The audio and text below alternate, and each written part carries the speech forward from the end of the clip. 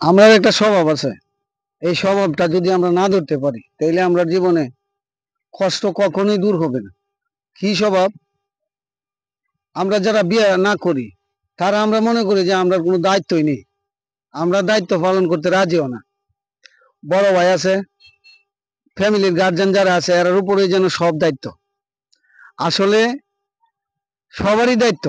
আমি বিয়ে করিনি বিদায় আমার উপর কোনো দায়িত্ব নাই, এরকম না।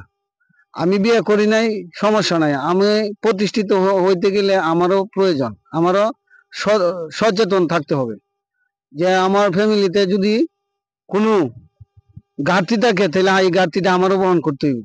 আমরা আসলে শুধু বড়দের দোষ দেখি, আমরা দোষ দেখি না। আমি যারা ইয়ং জেনারেশন সবাইকে বলবো যে আপনারা আগে সচেতন হন, প্রতিষ্ঠিত হন, তারপরে বিয়ে শাদীর চিন্তা করুন। এর আগে কোনোদিনই বিয়ে শাদীর চিন্তা করবেন না। কথাটা ভেবে দেখবেন। খুদা হাফেজ।